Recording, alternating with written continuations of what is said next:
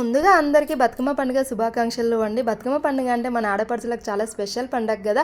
నాకైతే చాలా స్పెషల్ అండి. చాలా మెమోరీస్ ఉన్నాయి. చిన్నప్పుడైతే 5-6 గంటలకు లేచి అయితే చిలక్కాడికి పోయి గునుగు పువ్వు, తంగేడు పువ్వు, అలాగే బంతి పువ్వులు, టేకు పువ్వు అన్నీ తెచ్చుకొని అయితే పొద్దున్నే మళ్ళీ రంగు పిల్లలు తెచ్చుకొని అయితే అవన్నీ నానబెట్టుకొని ఇంకా అందులో అయితే పువ్వులన్నీ రంగులు అద్దుకొని ఆరబెట్టుకొని అయితే మంచిగా మొత్తం ఆరిపోయిన తర్వాత మాకైతే తాత బతుకమ్మ అయితే చేసి ఇచ్చేటోడు.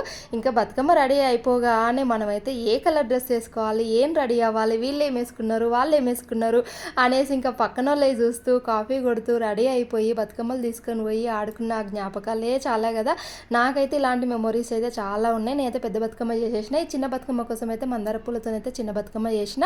మన బతుకమ్మ నచ్చితే మాత్రం ఒక లైక్ చేయండి, ఎలా ఉందో కామెంట్ చేయండి. నాలాగా మీకు ఏమైనా మెమొరీస్ ఉంటే కూడా మీరైతే కామెంట్ బాక్స్లో అయితే షేర్ చేయండి. మన బతుకమ్మ నచ్చితే మాత్రం లైక్ చేయండి, ఎలా ఉందో చెప్పడం అయితే మర్చిపోకండి. Bye friends.